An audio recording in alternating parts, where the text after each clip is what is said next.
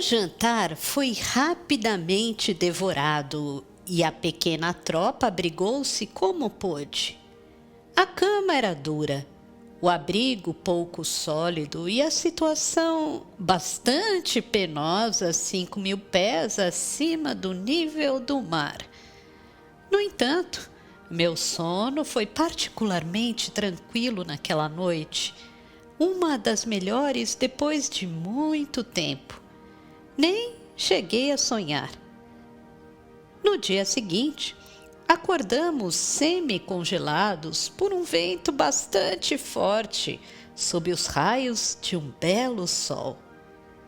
Abandonei a cama de granito e fui gozar o magnífico espetáculo que se desenrolava sob meus olhos.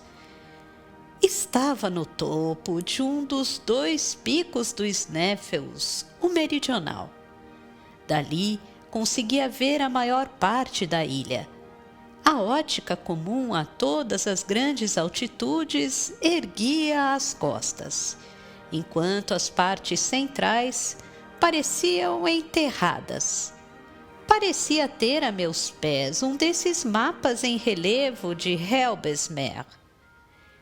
Via vales profundos cruzando-se em todos os sentidos, os precipícios fundos como poços, os lagos transformados em poças, os rios em riachos. À minha direita sucediam-se incontáveis geleiras e inúmeros picos, alguns soltando penachos de vapores suaves. As ondulações daquela infinidade de montanhas que pareciam espumantes sob suas camadas de neve lembravam-me a superfície de um mar agitado. Se me voltava para o oeste, via o oceano desenrolando-se em sua extensão majestosa como uma continuação dos picos cobertos de nuvem. Mal conseguia distinguir onde acabava a terra e onde começavam as ondas. Mergulhei, assim, no êxtase prestigioso oferecido pelos cumes altos e desta vez senti vertigem, pois, finalmente, começava a acostumar-me com aquelas contemplações sublimes. Meu olhar fascinado banhava-se na irradiação transparente dos raios de sol. Esquecia quem era, onde estava, para viver a vida dos elfos ou das sílfides, habitantes imaginários da mitologia escandinava. A voluptuosidade das alturas embriagava-me e nem mais pensava nos abismos para onde, dentro em pouco, seria levado pelo meu destino. Fui trazido de volta à realidade com a chegada do professor e de Hans, que se reuniram a mim no cume do pico. Voltando-se para o oeste, meu tio apontou-me um vapor vago, uma bruma, algo parecido com terra, que dominava a linha das ondas. A Groenlândia! A Groenlândia? Surpreendi-me. Sim, estamos a apenas 35 léguas da Groenlândia e, durante os degelos, os ursos brancos chegam até a Islândia nos blocos de gelo do norte. Mas isso não é muito importante. Estamos no cume do Sneffels e eis 2 picos, um ao sul, outro ao norte. Hans vai nos dizer como os islandeses chamam este em que estamos agora. Formulada a pergunta, o caçador respondeu: Escartares. Meu tio olhou-me triunfante. A cratera! Disse.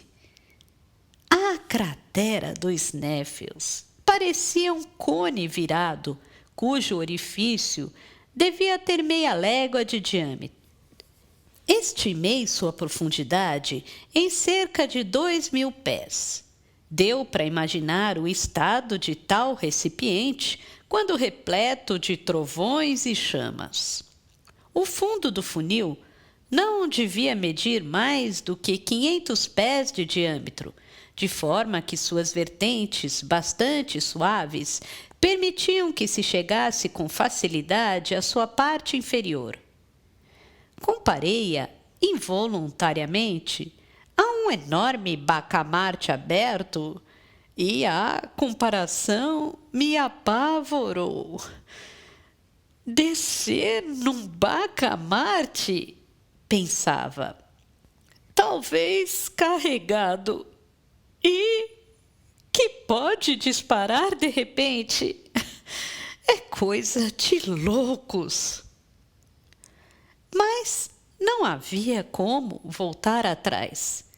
Com um ar indiferente, Hans voltou à frente da tropa. Seguiu sem dizer nada. Para facilitar a descida, Hans descrevia elipses muito alongadas no interior do cone. Era preciso caminhar no meio de rochas eruptivas, entre as quais algumas, abaladas em seus alvéolos, precipitavam-se ricocheteando até o fundo do abismo. Sua queda determinava ecos de sonoridade estranha. Algumas partes do cone formavam geleiras interiores. Hans só prosseguia com extremo cuidado, sondando o solo com seu bastão de ferro para descobrir fendas. Em certas passagens duvidosas, tornou-se necessário amarrar-nos uns aos outros com longas cordas para que aquele que tropeçasse inadvertidamente fosse sustentado pelos seus companheiros. Essa solidariedade era prudente, mas não evitava todos os perigos. No entanto, e apesar das dificuldades da descida por vertentes desconhecidas pelo guia, não ocorreu qualquer acidente no percurso, a não ser a queda de um fardo de cordas que escapou das mãos de um islandês e foi pelo caminho mais curto até o fundo do abismo. Chegamos ao meio-dia. Ergui a cabeça e vi o orifício superior do cone que enquadrava um pedaço de céu de uma circunferência singularmente reduzida, mas quase perfeita. O pico do Escartares, mergulhado na imensidão, destacava-se num só ponto. No fundo da cratera, abriram-se 3 chaminés, pelas quais, no tempo das erupções do Sneffels, o incêndio central soltava suas lavas e vapores. As chaminés tinham, cada uma, cerca de 100 pés de diâmetro. Escancaravam-se sob nossos pés. Não tive coragem de olhar para dentro delas. Já o professor Lidenbrock examinara rapidamente sua disposição. Estava ofegante, corria de uma a outra, gesticulando e soltando palavras incompreensíveis. Hans e seus companheiros, sentados em pedaços de pedra, ficaram olhando para ele. Com certeza, achavam que era louco. De repente, meu tio deu um grito. Achei que acabara de pisar em falso e cair em um dos 3 abismos. Mas não. Viu os braços estendidos, as pernas afastadas, de pé diante da rocha de granito disposta no centro da cratera, como um enorme pedestal construído para uma estátua de Plutão. Parecia um homem estupefato, mas logo o estupor cedeu lugar a uma alegria insensata. Axel! Axel! Venha! Venha! Corri para ele. Hans e os islandeses nem se mexeram. Olhe! Veja! E, compartilhando seu estupor e até sua alegria, li na face ocidental do bloco, em caracteres rúnicos meio apagados pelo tempo, o nome 1000 vezes maldito. O-F-O-O-Y-I-O.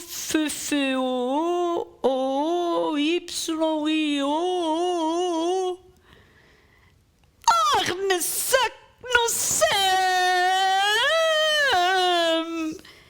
Gritou meu tio. Você ainda tem qualquer dúvida? Não, respondi, e voltei consternado a meu banco de lava. A evidência arrasara-me. Não sei dizer quanto tempo passei em si mesmado. Tudo que sei foi que, ao erguer a cabeça, vi meu tio e Hans sozinhos no fundo da cratera. Os islandeses haviam sido dispensados e agora desciam as vertentes exteriores do Sneffels para voltar a Stapi. Hans dormia tranquilamente ao pé de uma rocha, numa corrente de lava que transformara em leito improvisado. Meu tio dava voltas no fundo da cratera como um animal selvagem preso numa armadilha. Não tive vontade nem força para levantar-me, e, a exemplo do guia, deixei que um doloroso torpor tomasse conta de mim, enquanto acreditava ouvir os barulhos e sentir os tremores nos flancos da montanha. Assim se passou a primeira noite no fundo da cratera. No dia seguinte, um céu cinza coberto de nuvens, pesado, caiu no topo do cone. Percebi o ocorrido mais pela ira de meu tio do que pela escuridão do abismo. Compreendi o motivo de tanta raiva e voltei a alimentar uma certa esperança. Vou dizer por quê. Dos 3 caminhos que tínhamos a nossos pés, apenas um fora seguido por Saknussemm. Segundo o cientista islandês, deveríamos reconhecê-lo por uma particularidade assinalada no criptograma. A sombra do Scartaris acariciaria suas bordas nos últimos dias do mês de junho. Podíamos, de fato, considerar o pico agudo como um ponteiro de um enorme relógio solar cuja sombra, num dia determinado, marcaria o caminho para o centro do globo. Ora, sem sol, nada de sombra. Consequentemente, nada de indicações. Era 25 de junho. Se o céu permanecesse encoberto por 6 dias, teríamos de adiar a observação para o ano seguinte. Desisto de tentar descrever a raiva impotente do professor Lidenbrock. O dia passou e nenhuma sombra veio esponjar-se no fundo da cratera. Hans não saiu do lugar. Devia, entretanto, perguntar-se o que esperávamos, se é que jamais se perguntou algo. Meu tio não me dirigiu uma única palavra. Seus olhos, invariavelmente voltados para o céu, perdiam-se em seu matiz cinza e brumoso. No dia 26, a mesma situação. Uma chuva misturada com neve caiu durante todo o dia. Hans construiu uma cabana com pedaços de lava. Observei com um certo prazer os milhares de cascatas improvisadas nos flancos do cone, cujo murmúrio ensurdecedor era aumentado por qualquer pedra. Meu tio não conseguia mais se conter. O ocorrido irritaria o mais paciente dos homens, pois era realmente naufragar ao lado do porto. Mas o céu mistura incessantemente as grandes alegrias, as grandes dores, e reservar ao professor Lidenbrock uma satisfação igual ao seu tédio desesperador. No dia seguinte, o céu continuava encoberto, mas no domingo 28 de junho, antepenúltimo dia do mês, a mudança da lua foi acompanhada pela mudança do tempo. Os raios de sol cobriram o fundo da cratera. Cada montículo, cada rocha, cada pedra, cada aspereza do solo participou do eflúvio luminoso e projetou instantaneamente sua sombra no solo. Entre outras, a do Scartaris desenhou-se como uma aresta vívida e começou a girar insensivelmente com o astro radioso. Meu tio girava com ela. Ao meio-dia, seu período mais curto, banhou suavemente as bordas da chaminé central. É ali! É ali! Gritou o professor. Para o centro do globo! Acrescentou em dinamarquês. Olhei para Hans. Foriot, murmurou o guia tranquilamente. Em frente! Respondeu meu tio. Era 1h13 da tarde.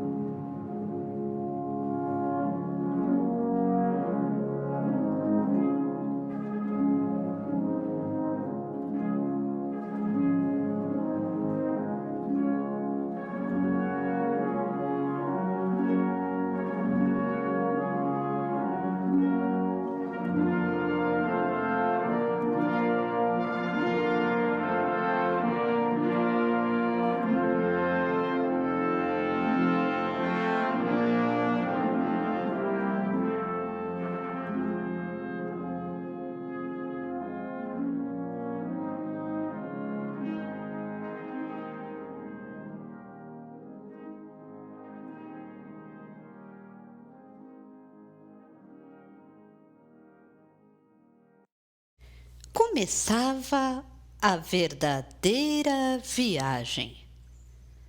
Até então, o cansaço tinha prevalecido sobre as dificuldades.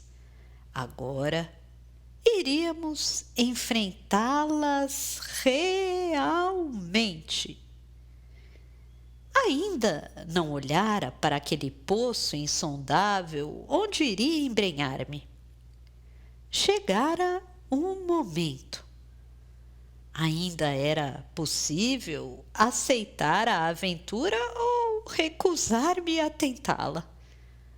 Mas tive vergonha de recuar diante do caçador. Hans aceitava a aventura tão tranquilamente, com tal indiferença, com tamanha despreocupação diante de qualquer perigo, que corei ante a ideia de ser menos corajoso do que ele. Se estivesse sozinho, não hesitaria em começar uma série de discussões. Na presença do guia, calei-me. Uma parte de minhas lembranças correu para minha bela virlandesa e aproximei-me da chaminé central. Disse que media 100 pés de diâmetro. Inclinei-me sobre uma pedra que pendia e olhei. Fiquei com os cabelos em pé. O sentimento do vazio tomou conta de mim. Senti o centro da gravidade deslocando-se em mim e a vertigem subindo a cabeça como uma embriaguez. Nada mais capitoso do que a atração pelo abismo. Ia cair. Uma mão segurou-me. A de Hans. Decididamente não assistira a aulas suficientes de abismo na Frankselskirk de Copenhague. No entanto, se tivesse, pelo menos, ousado dar uma olhada naquele poço, teria percebido sua conformação. Suas paredes, praticamente verticais, apresentavam muitas saliências que deveriam facilitar a descida. Mas, embora não faltassem escadas, não havia rampa. Uma corda amarrada no orifício bastaria para nos sustentar. Como desamarrá-la? Porém, quando chegássemos à sua extremidade inferior? Meu tio empregou um meio bem simples para vencer a dificuldade. Desenrolou uma corda da grossura de um polegar com 400 pés de comprimento. Primeiramente, deixou metade dela cair, depois enrolou-a ao redor de um bloco de lava saliente e jogou a outra metade na chaminé. Cada um de nós poderia, então, descer reunindo nas mãos as duas metades da corda que não podia escapar. Assim que descêssemos 200 pés, nada mais simples do que recolhê-la, soltando uma ponta e rebocando a outra. Depois, continuaríamos o exercício ad infinitum. Agora, disse meu tio, após ter acabado esses preparativos, trataremos da bagagem. Será dividida em 3 pacotes. Cada um de nós levará um deles às costas. É claro que estou falando apenas dos objetos frágeis. E é claro que o audacioso professor não nos incluía nessa última categoria. Hans, pegue as ferramentas e uma parte dos víveres. Axel, você fica com mais 1/3 dos víveres e das armas. Eu levarei o resto dos víveres e os instrumentos delicados. Mas e as roupas? E essa massa de cordas e escadas? Quem as carregará? Elas descerão sozinhas. Como? Você já vai ver. Meu tio gostava de utilizar métodos arriscados sem hesitar. Às suas ordens, Hans reuniu todos os objetos que não eram frágeis num único pacote que, solidamente amarrado, foi simplesmente jogado no buraco. Ouvi aquele mugido sonoro provocado pelo deslocamento das camadas de ar. Debruçado sobre o abismo, meu tio acompanhava com um ar satisfeito a descida da bagagem e só se levantou após perdê-la de vista. Bem, agora é a nossa vez. Pergunto a qualquer homem de boa fé se é possível escutar tais palavras sem estremecer. O professor amarrou o pacote de instrumentos em suas costas. Hans pegou o das ferramentas e eu o das armas. A descida começou na seguinte ordem: Hans, meu tio e eu. Aconteceu num profundo silêncio, perturbado apenas pela queda de pedaços de pedra que se precipitavam no abismo. Fui, de certa forma, escorregando. Uma de minhas mãos apertava freneticamente a corda dupla e a outra segurava o bastão de ferro. Era dominado por uma única ideia. Temia perder o ponto de apoio. A corda parecia-me bem frágil para suportar o peso de 3 pessoas. Utilizava o mínimo possível, operando milagres de equilíbrio nas saliências de lava que meu pé tentava agarrar, fazendo às vezes de mão. Quando um desses degraus escorregadios se abalava sob os pés de Hans, ele dizia com sua voz tranquila: "Gib acht!" Cuidado! Repetia meu tio. Depois de meia hora, chegamos à superfície de uma rocha bem encaixada na parede da chaminé. Hans puxou uma das pontas da corda. A outra ergueu-se no ar. Após ultrapassar o rochedo superior, voltou a cair, raspando nos pedaços de pedra e de lava, espécie de chuva, ou melhor, de granizo bem perigoso. Debruçando-me nas bordas de nosso platô estreito, notei que o fundo do buraco ainda era invisível. Voltamos a manobrar a corda e meia hora depois já havíamos descido mais 200 pés. Não sei se um geólogo fanático teria tentado estudar durante a descida a natureza dos terrenos que o rodeavam. Eu nem me preocupei com isso. Pouco me importava que fossem pliocenos, miocenos, eocenos, cretáceos, jurássicos, triássicos, permianos, carboníferos, devonianos, silurianos ou primitivos. Mas com certeza o professor examinou-os ou tomou nota, pois numa das paradas disse-me: Quanto mais desço, mais tenho fé. A disposição desses terrenos vulcânicos dá toda a razão à teoria de Davy. Estamos em pleno solo primordial, no qual aconteceu a operação química dos metais em chamas em contato com ar e água.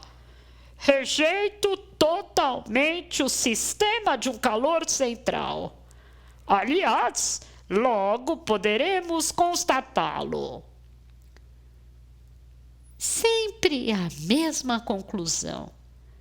Dá para entender que eu não visse a menor graça em discutir.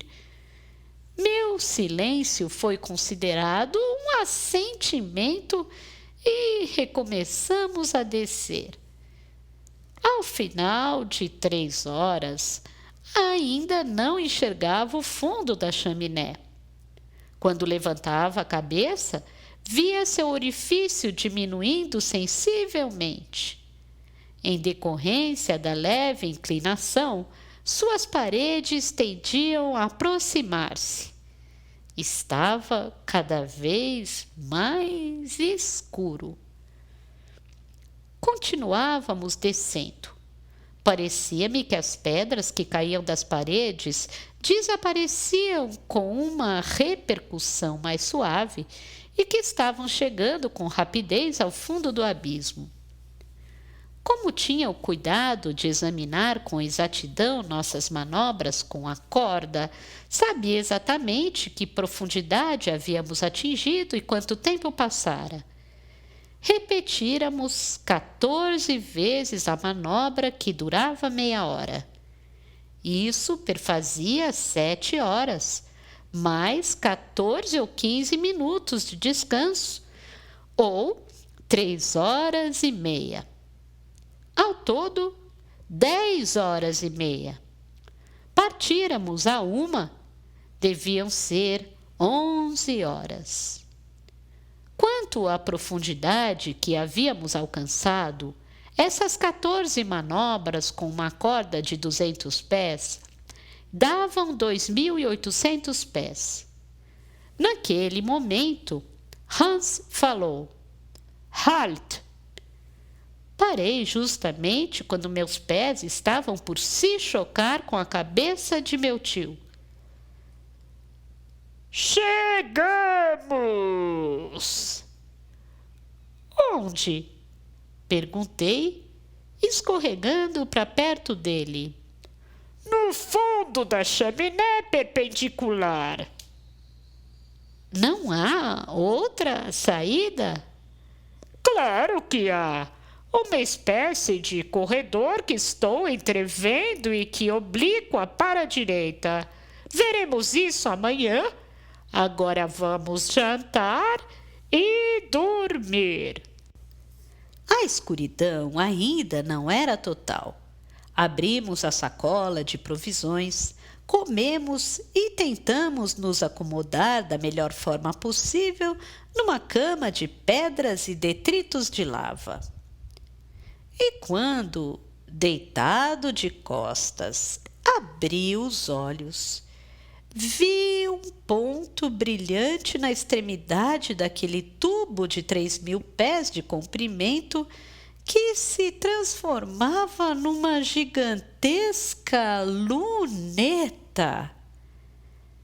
Era uma estrela sem qualquer cintilação que, segundo meus cálculos, devia ser Beta da Ursa Menor. Adormeci profundamente. Às 8 horas da manhã, fomos acordados por um raio de luz. As 1000 facetas da lava das paredes recolhiam-no à sua passagem e distribuíam-no como uma chuva de faíscas. A claridade era forte o suficiente para que distinguíssemos os objetos que nos rodeavam. Então, Axel, o que você me diz de tudo isso? Exclamou meu tio, esfregando as mãos. Você já passou uma noite tão tranquila assim em nossa casa da Königstrasse? Nada de barulho de charretes, nada de gritos dos comerciantes, nem vociferações dos barqueiros. É verdade que tudo está bem calmo no fundo desse poço, mas essa calma tem algo de assustador. Vamos, guarde seu medo para mais tarde. Só penetramos uma polegada nas entranhas da terra. O que o senhor quer dizer com isso? Que alcançamos apenas o solo da ilha. Esse longo tubo vertical que dá na cratera do Sneffels termina mais ou menos no nível do mar. O senhor tem certeza? Absoluta! Consulte o barômetro. De fato, Após ter voltado a subir no instrumento à medida que descíamos, o mercúrio parara em 29 polegadas. Como você vê, só temos ainda a pressão de uma atmosfera. Estou impaciente para que o manômetro substitua o barômetro. O instrumento iria tornar-se realmente inútil assim que o peso do ar ultrapassasse sua pressão calculada no nível do oceano. Mas esta pressão sempre crescente não pode se tornar penosa? Não, estamos descendo lentamente e nossos pulmões irão acostumar-se a respirar uma atmosfera mais comprimida. Falta ar aos aeronautas que sobem alto demais nas camadas superiores. Nós teremos, provavelmente, ar demais. Prefiro assim. Não percamos mais tempo. Onde está o pacote que nos precedeu? Lembrei-me então que o procuráramos em vão na véspera à noite. Meu tio fez a mesma pergunta a Hans, que após ter prescrutado com seus olhos de caçador, respondeu: Der Rup. Lá em cima. De fato, o pacote ficara pendurado numa saliência de rocha cerca de 100 pés acima de nós. Imediatamente, o ágil islandês subiu até lá como um gato e em poucos minutos o pacote estava ao nosso lado.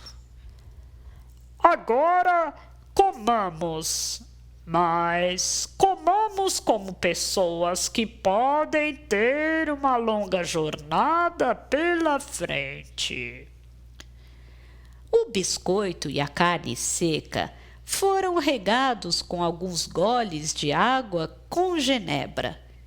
Terminada a refeição, meu tio tirou do bolso um bloco destinado às observações. Pegou sucessivamente seus vários instrumentos e anotou os seguintes dados. Segunda-feira, 1º de julho. Cronômetro, 8 horas, 7 minutos da manhã. Barômetro, 29P, 7L. Termômetro, 6 graus. Direção, LSL. A última observação concernia a galeria obscura e foi indicada pela bússola. Agora, Axel, vamos embrenhar-nos de verdade nas entranhas do globo. É nesse preciso momento que nossa viagem vai começar.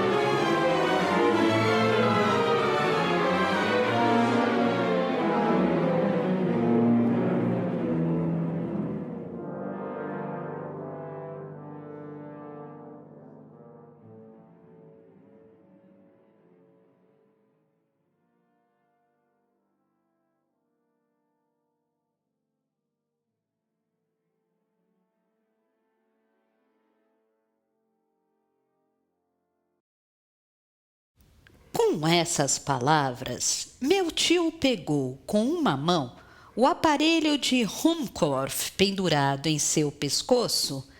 Com a outra, provocou o contato da corrente elétrica com a serpentina da lanterna e uma luz bastante viva dissipou as trevas da galeria. Hans carregava o segundo aparelho igualmente ativado. Essa aplicação engenhosa da eletricidade permitia-nos caminhar por muito tempo, criando um dia artificial, mesmo no meio dos gases mais inflamáveis. Em frente! Ordenou meu tio. Cada um de nós pegou seu fardo. Hans encarregou-se de empurrar o pacote com as cordas e as roupas. Entramos na galeria, eu em terceiro lugar. No momento de submergir naquele corredor estreito, ergui a cabeça e vi, pela última vez, no final do tubo imenso, o céu da Islândia, que jamais voltaria a ver.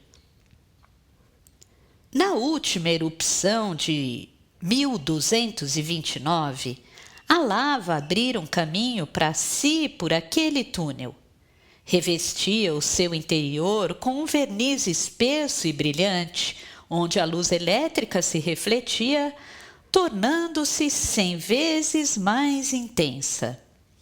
O problema do percurso consistia em não escorregar depressa demais por uma vertente com inclinação de mais ou menos 45 graus.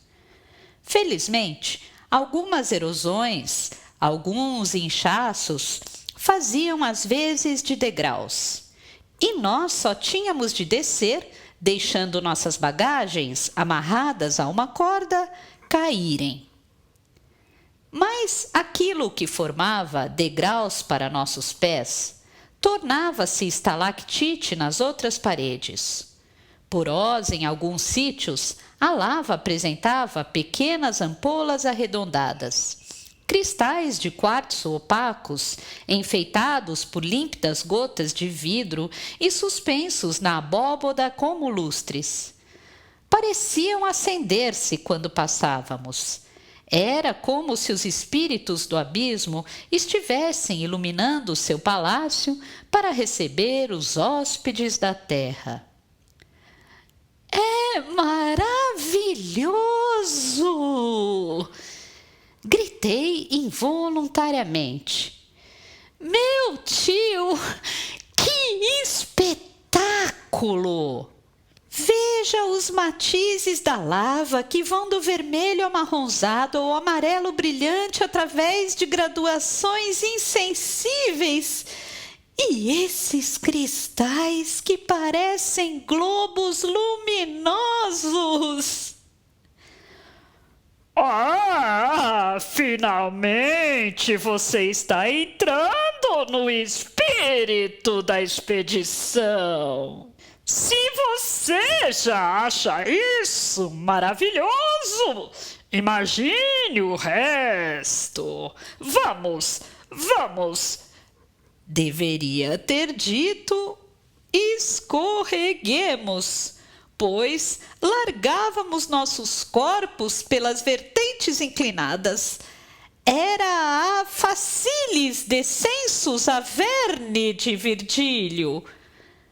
A bússola que eu consultava com frequência indicava a direção sudeste com um rigor imperturbável.